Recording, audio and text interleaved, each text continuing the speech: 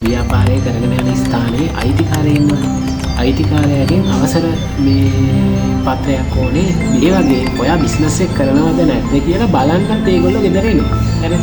ගෙදරට ව්‍යාපාර සමාන නිලධාරිතුමියට ඒ ටික පෙන්වනවා. මෙහෙමයි කස්ටමර්ස්ලා මට ගෙවලා තියෙනවා. මම ඒගොල්ලන්ට මෙහෙම සේවාවක් ලබා දීලා තියෙනවා.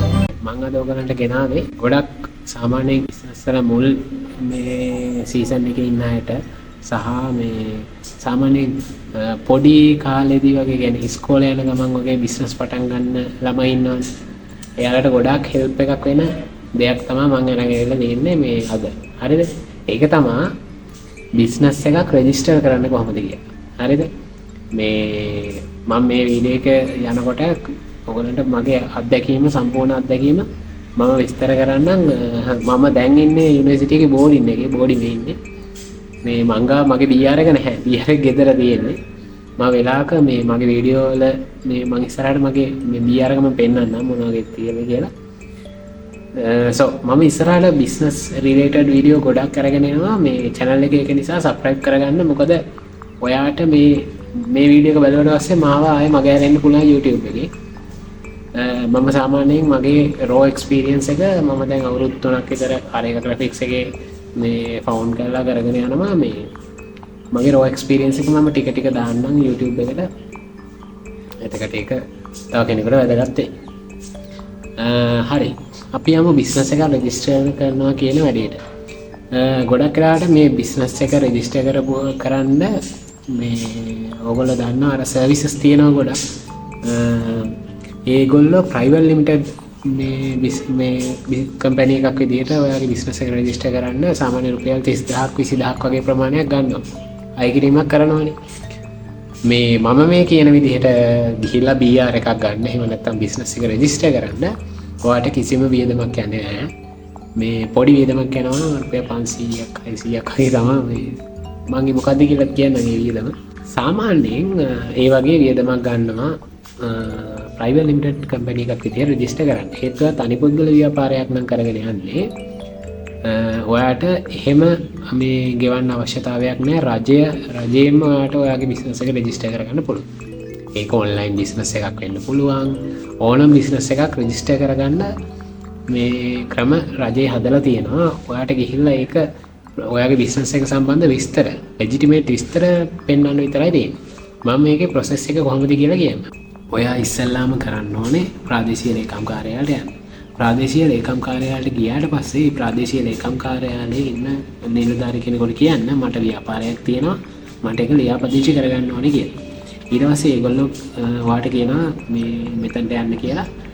ව්‍යාපාර ලියාපදිංචි කිරීමේ නිලධාරියෙක් ඉන්නවා. මේ හැම ප්‍රාදේශීය ලේකම් කාර්යාලයකම ඉන්නවා. හරිද?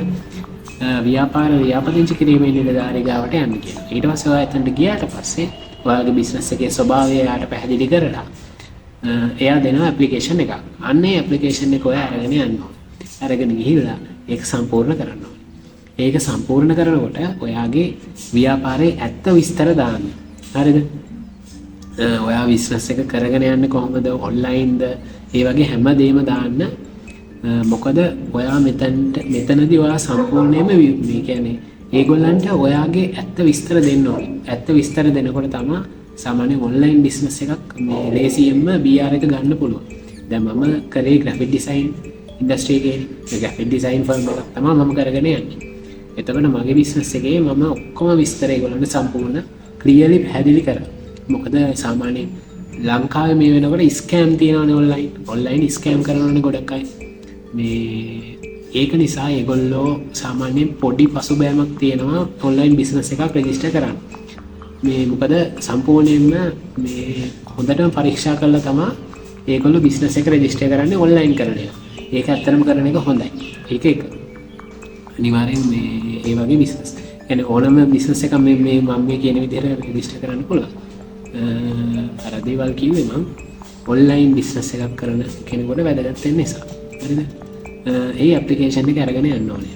ඇප්ලිකේෂන් එක අරගෙන ගිහිල්ලා ඒක සම්පූර්ණ කරන්න තියෙනවා. ඒකේ අදාළ ව්‍යාපාරයේ නම, ඔයාගේ විස්තර, ඔයාගේ ලිපිනය, ව්‍යාපාරයේ ලිපිනය ඒ සියල්ලම ඇතුළත් කරන්න ඕනේ. හරිද?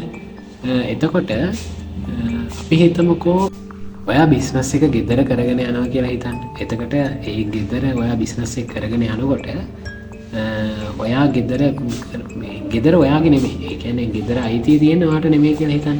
අපි හිතමුකෝ දැන් අපේ ගෙදර අයිතිය අපේ සීයට තිබුණා. මම ගෙදරනේ බිස්නස් එක කරගෙන ගියේ. ඊට පස්සේ මම ගෙදර ව්‍යාපාරය කරගෙන යන ස්ථානයේ අයිතිකාරයෙක් ඉන්නවනේ.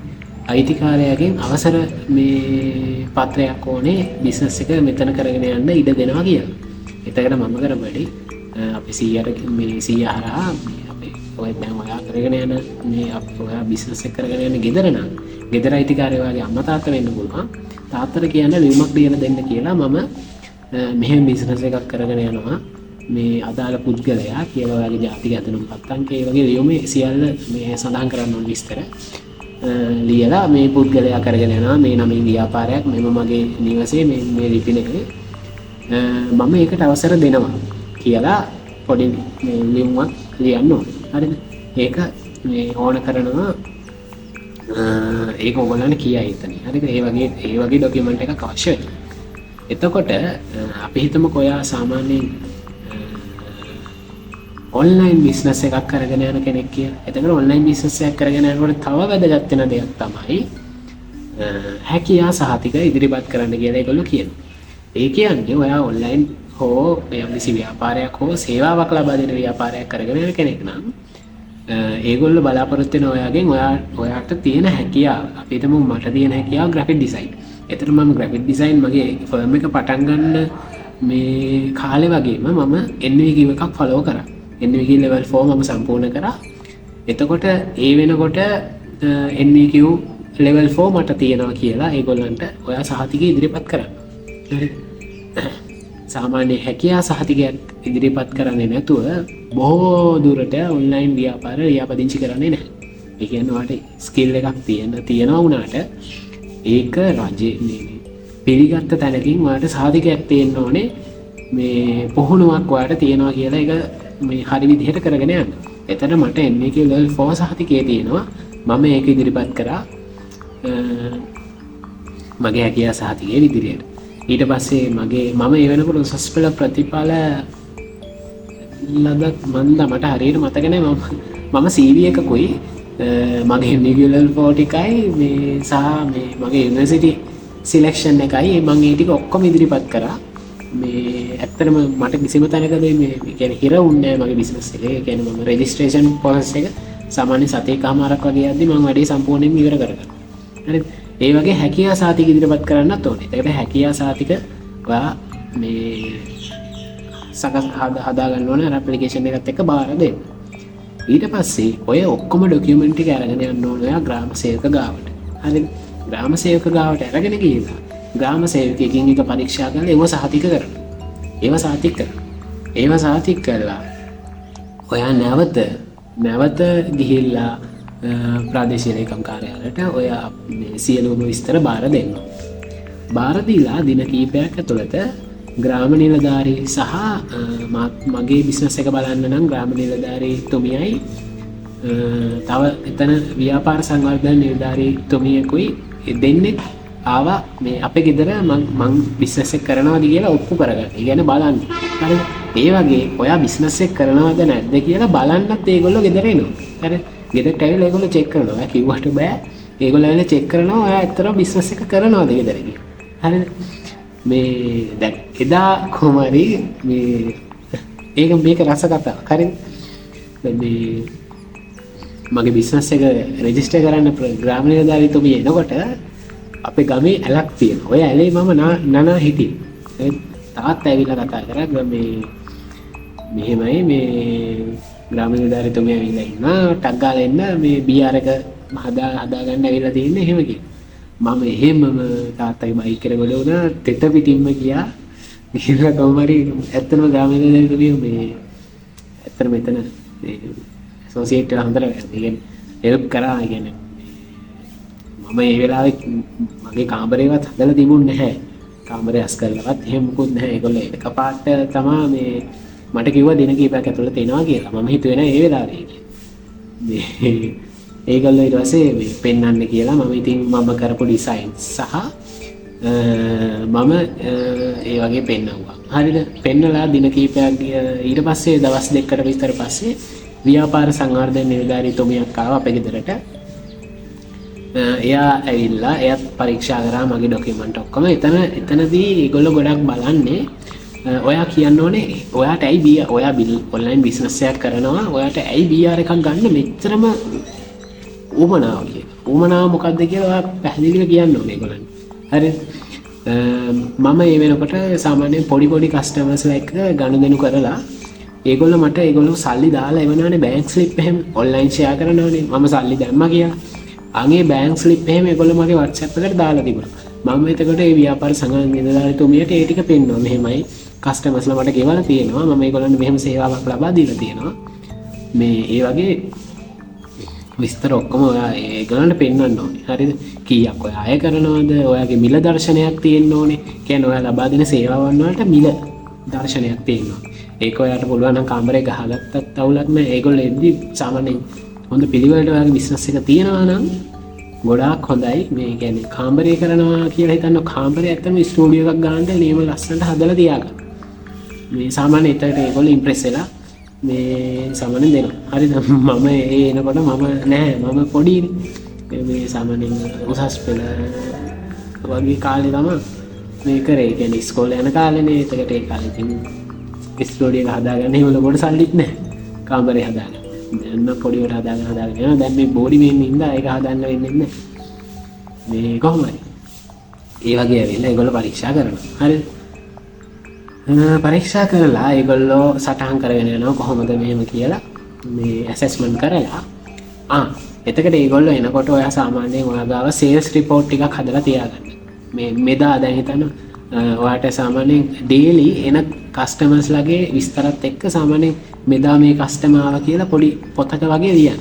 හරි? සේල්ස් බුක් එකක් වගේ තියාගන්න. සහ බැලන්ස් ෂීට් එකක් හදාගන්න. ශේෂ පත්‍රය කියන්නේ බැලන්ස් ෂීට් එකක් පොඩි මේන්ටේන් කරගෙන යන්න. ඒ වගේ දේවල් ඩොකියුමන්ට් වල විස්තර කරපුවාම මේ සාමාන්‍යයෙන් ඒගොල්ලෝ එහෙම බෑ කියන්නේ නැහැ. හරිද? මට කිසි වෙලාවක මේ බිස්නස් එක රෙජිස්ටර් කරලා කිසිතන එහෙම ඉෂුව එකක් ආවේ නැහැ. ලස්සනට වැඩි වුණා. ඊට පස්සේ ඔය ටික ඔක්කොම බාර දුන්නට පස්සේ ඇසෙස්මන්ට් ඩොකියුමන්ට් ටික බාර දුන්නා. දැන් ඇසෙස්මන්ට් කරලා ටික කාලෙකින් ඒගොල්ලෝ එන්න කියලා වරිපනම් බදු හෝ මට ඒ බදු වලට කියන නම හරියට මතක නැහැ. රුපියල් 500ක් හෝ 700ක් වගේ පොඩි ගාණක් ගිහිල්ලා ඔයා ප්‍රදේශීය සභාවට ගෙවලා එන්න ඕනේ. ඒ වගේ ව්‍යාපාරයේ වරිපනම් බදු විදිහට කියන. හරි? ඒක ලියලා ඒගොල්ලෝ ලදුපතක් දෙනවා. ලදුපත අරගෙන ඇවිල්ලා ඉදිරිපත් කරන්න ඕනේ. ප්‍රාදේශීය ලේකම් කාර්යාලයට වරිපනම් බදු ගෙවලා තියෙන්නේ කියලා. මට හරියට මතක නැහැ වරිපනම් බදුද කියලා. දන්න කෙනෙක් ඉන්නවා නම් පහල කමෙන්ට් සෙක්ෂන් එක දෙනවා පොඩ්ඩක් නිවැරදි කරන්න. මට මතක හිටියේ වරිපනම් බදු තමයි. ගෙව්වට පස්සේ ඒගොල්ලෝ ලදුපතක් දෙනවා. ලදුපත ගිහිල්ලා ඔයා ඉදිරිපත් කරන්න ඕනේ. ඔයා ලදුපත ගිහිල්ලා ඉදිරිපත් කරන්න ඕනේ ප්‍රාදේශීය ලේකම් කාර්යාලයට. ඊට පස්සේ දවස් කීපයක් ඇතුළත ඒගොල්ලන්ට කෝල් එකක් දෙනවා. ඔයාගේ BR එක හදලා තියෙන්නේ ඇවිල්ලා ගන්න කියලා. ඕක තමයි ඇත්තටම මගේ බිස්නස් රෙජිස්ට්‍රේෂන් ප්‍රොසෙස් එකේ එක්ස්පීරියන්ස් එක. හරිද? මම හිතනවා මේ බිස්නස් එක රෙජිස්ටර් කරන්න ඉන්න කෙනෙකුට මම හෙල්ප් එකක් දුන්නා කියලා. එතකොට මම පොඩි තව විස්තර ටිකක් කියන්න. ඔය BR එකක් ගන්න එකේ වැදගත්කම තමයි සාමාන්‍යයෙන් ඔයාට කම්පැනිස් එක්ක ඇග්‍රීමන්ට්ස් කරන්න පුළුවන්. මට සාමාන්‍යයෙන් මම ඔන්ලයින් මේ තනියම කරගෙන යන කාලේ මට කම්පැනිස් වලින් ආවා පොඩි කොන්ට්‍රැක්ට්ස් වගේ ග්‍රැෆික් ඩිසයින් සර්විස් දෙන්න පොඩි කොන්ට්‍රැක්ට් වගේ ආවා. මට ඒව කරගන්න බැරි වුණ හේතුව තමයි මට BR එකක් නැති නිසා ඒගොල්ලෝ සාමාන්‍යයෙන් කොන්ට්‍රැක්ට් එකක් බාර දෙන්න අදිමදි කරනවා. මම ඒක පැහැදිලි කරලා කිව්වා මේ ප්‍රදේශීය ලේකම් කාර්යාලයට ගිහින් මට BR එක ඕනේ ඇයි මගේ BR බිස්නස් එක මෙච්චර ප්‍රමාණයකට දියුණු වෙලා තියෙන්නේ මේ වෙද්දි මගේ ආදායම් ඒ ඔක්කොම පෙන්වන්න ඕනේ. පෙන්වලා ඉවර වෙලා ඒ වගේ අර ලොකු කම්පැනිස් එක්ක සාමාන්‍යයෙන් ඔයාට වඩා ලොකු කම්පැනිස් එක්ක ඔයාට ඇග්‍රීමන්ට් කරලා ඔයාට ගනුදෙනු කරලා කොන්ට්‍රැක්ට් විදිහට වැඩ කරන්න පුළුවන් වෙන BR එකක් ගත්තා. තව දෙයක් තමයි ඔයාගේ කස්ටමර්ස්ලට විශ්වාසය හැදෙනවා. මොකද මේ වෙද්දි මේ ලංකාවේ ගොඩාක් ස්කෑම්ස් තියෙනවා. බිස්නස් එකේ නමින් තියෙන ගිණුමකට මුදල් බැර කරනකොට ඇත්තටම පාරිභෝගිකයන්ගේ විශ්වාසය ගොඩාක් වැඩි වෙනවා. ඒ කියන්නේ ඉස්සර මගේ කස්ටමර්ස්ලා මගේ මේ මගේ ගිනුම් මගේ නමින් තියෙන ගිනුම් වලට මුදල් බැල කරන්න සාමාන්‍යයෙන් අධිමදි කිරීමක් කරා. එතකොට මට ඒගොල්ලන්ගේ ඇඩ්වාන්ස් ඉල්ලන්න බෑ. එතකොට මම ඇඩ්වාන්ස් ඉල්ලන්නේ නැතුව තමයි මගේ සර්විස් දුන්නේ. හැබැයි මම BR එක ගත්තට පස්සේ මම ඒගොල්ලන්ට කියනවා ඇඩ්වාන්ස් එකක් පේ කරන්න. ඇඩ්වාන්ස් එක පේ කරාට පස්සේ තමයි මම මගේ සර්විස් එක දෙන්නේ. එතනින් පස්සේ මම දැන් මේ වෙනකොට මම කවදාවත් ඇඩ්වාන්ස් එකක් නැතුව මගේ සර්විස් දෙන්නේ නැහැ. ඒ විදිහට මට කතා කරන්න, ඒ කියන්නේ කස්ටමර් කෙනෙකුට මට සල්ලි දාන්න බය නැතුව කියලා කියන්න පුළුවන් ඉන්නේ. මම බිස්නස් එක රෙජිස්ටර් කරලා තියෙන්නේ, ලීගලි රෙජිස්ටර් කරලා තියෙන්නේ. ඒක නිසා මගේ ව්‍යාපාරයේ නමින්ම බැංකු ගිණුමක් මට තියෙනවා. හරිද? ඔය මේ BR එක මේ කම්පැනි නමින් බැංකු ගිණුමක් අරින එක ගැන මම වීඩියෝ එකක් ගේන්නම්. channel එක subscribe කරලා තියාගෙන මම ඉස්සරහට බිස්නස් සම්බන්ධ වීඩියෝ සර්විස් එකක් ගේනවා. මම දැකලා නැහැ YouTube එකේ මේ වගේ raw experience එක share කරන කට්ටිය YouTube එකේ. ඉන්ටර්නැෂනල් මේ මම දැකලා තියෙනවා YouTube එකේ මේ raw experience එක share කරන. ලංකාවේ නැති නිසා තමයි මම මගේ හැම experience එකම raw share කරන්නේ. කියන්නේ කිසිම edit එකක් නැතුව VFX නැතුව මම කියනවා ඔයගොල්ලන්ට විස්තර. ඔයගොල්ලන්ගේ අදහස් පල්ලෙහා comment section එකේ දාන්න, අපි කතා කරමු. ඉස්සරහට ගොඩාක් ඔයගොල්ලන්ට වැදගත් වෙන වීඩියෝ මම අරගෙන එන්නම්. එහෙනම් ඉස්සරහට හම්බෙමු. ඔයා බිස්නස් එකක් කරගෙන යනවා නම් අතාරින්න එපා. මේ මම පොඩි පණිවිඩයක් දෙන්නම්. මටත් හිතුණා ඔයා සාමාන්‍ය බිස්නස් එකේ පොඩි තැනක ඉන්න කෙනෙක් කියලා හිතන්න. ඔයා හොඳ කෙනෙක් නම්, ඔයා හොඳ බිස්නස් එක හොඳ මේ ඉන්කම් එකක් ගන්න කෙනෙක් නම් මේකට හිතන්න එපා. සාමාන්‍ය පොඩි තැනක ඉන්න කෙනෙක් කියලා හිතන්න. ඔයාට හිතනවා ඇති අනේ මටමයි මෙහෙම වෙන්නේ. ඇයි මං කරන කිසි දෙයක් හරියන්නේ නැත්තේ? මේක කවදාවත් ගොඩට ගන්න පුළුවන් නේද? මේ සමහර කාල තියෙනවා, ඒ කාලවලදී කිසිම ඩීල් එකක් නැහැ. සේල්ස් වෙන්නෙම නැහැ. සමහර කාල සේල්ස් හොඳයි. එහෙම කාල තියෙනවා. මේ ඕව ඔක්කොම ඉවර වෙනවා. අල්ලගෙන ඉන්න අවුරුදු එකමාරක් දෙකක් යනකොට ඔයාට හැමදාම සේල්ස් එකක් හරි වෙන මට්ටමට ඔයාට බිස්නස් එක හදාගන්න පුළුවන්. අල්ලගෙන හිටියොත් අල්ලගෙන ඉන්නවා කියලා නිකන් ඉන්න එපා. සාමාන්‍යයෙන් ඔයා සෝෂල් මීඩියා වලින් ඔයාගේ මාකටිං කරනවා නම් ඩේලි පෝස්ට් කරන්න ඕනේ. කස්ටමර්ස්ලට හොඳට කතා කරන්න ඕනේ. කස්ටමර්ස්ලට රෙස්පෙක්ට් කරලා කතා කරන්න ඕනේ. හරිද? කිසි වෙලාවක හිතන්න එපා ඒගොල්ලෝ ඔයාට පල්ලෙහෙන් ඉන්නේ කියලා. හරිද? ඒගොල්ලෝ ඔයාට ගෙවනවා ඔයාගේ සේවාව ලබා ගන්න. ඒක නිසා ගරු කරලා කස්ටමර්ස්ලට කතා කරන්න ඕනේ. හරිද? කිසි වෙලාවක කස්ටමර්ලා රවට්ටන්න. හරිද? සමහර විට ඔයා ඇඩ්වාන්ස් එකක් ගන්නවා වෙන්න පුළුවන් වැඩේ කරන්න. ඇඩ්වාන්ස් එක අරගෙන කස්ටමර් ඒක ගැන සැටිස් නැත්තම් එයා කියනවා නම් මට ඔයා ඩිසයින් එක ගැලපෙන්නේ නැහැ කියලා හිතන්නකො. මොකක් හරි වා දෙන සර්විස් එකක් වෙන්න පුළුවන්. ඒක එයා කියනවා ගැලපෙන්නේ නැහැ. ඒතර වෝටර් මාක් එකක් හරි මොකක් හරි දාලානේ එයාට යවන්නේ. යවලා එයා කියනවා මට ඔයාගේ සර්විස් එක එපා. මට සල්ලි අපව රිෆන්ඩ් කරන්න. අර ඇඩ්වාන්ස් එක අපව රිෆන්ඩ් කරන්න. අපි දන්නවා ඇඩ්වාන්ස් එකක් ගන්න රිෆන්ඩ් කරන්න නෙමෙයි. හරිද? හැබැයි මතක තියාගන්න ඔයා බිගිනර් බිස්නස් කෙනෙක් විදියට ඒ වගේ වෙලාවදී කස්ටමර්ට රිෆන්ඩ් කරන්න ඕනේ. හරිද? සාමාන්‍ය බිස්නස් එතික්ස් වෙනයි. සාමාන්‍යයෙන් පොඩි හියුමැනිටි එකක් තියාගන්න කස්ටමර්ස්ලා එක කතා කරනවා. මොකද මං ගාවට එන සමහර කස්ටමර්ස්ලා ඉන්න ඒගොල්ලෝ ඔන්ලයින් බිස්නස් කරන අයත් එක්ක worst experience අරගෙන ඇවිල්ලා ඉන්නේ. ඒගොල්ලෝ විශ්වාස කරන්නේ නැහැ. මගේ BR එක තිබ්බත් සමහර අය මම විශ්වාස කරන්නේ නැහැ. එතන මම ඒගොල්ලන්ට කෝල් අරගෙන මම පැහැදිලි කරලා ඒගොල්ලෝ දන්නවා කතා කරන ටෝන් එකෙන් දන්නවා මෙයා බොරුකාරයෙක්ද ඇත්තද කියන්නේ. කතා කරලා සමහර කස්ටමර්ලා ඉන්නවා මේ මගේ මේ කියන්නේ සමහර අය අයියලා මල්ලිලා විදිහට ඒ ගානට මේ කනෙක්ෂන් එක හැදෙනවා. මේ මම ඒ කස්ටමර් සර්විස් කියලා කතා කරන අන්තිමට ටික කාලයක් ගිහිල්ලා යා මට අයියා මල්ලි අයියා නෑ මේ මල්ලි කියන ගානට කස්ටමර්ස්ලාත් එක්ක විශ්වාසය හැදෙනවා. හරිද? ඔයා ගාවට මැසේජ් එකක් එවලා එන කස්ටමර් ඔයාගේ බිස්නස් ෆැමිලි එකේ මෙම්බර් කෙනෙක්. හරිද? එයා ඔයාට මුදල් ගෙව්වත් එකයි නැතත් එකයි එයාට ගරු කරලා කතා කරනවා. බිස්නස් වල දියුණු වෙන්න රහස තමයි කස්ටමර්ස්ලාට ගරු කරන එක. හරි මම එහෙනම් ගිහිල්ලා එන්නම්. බයි.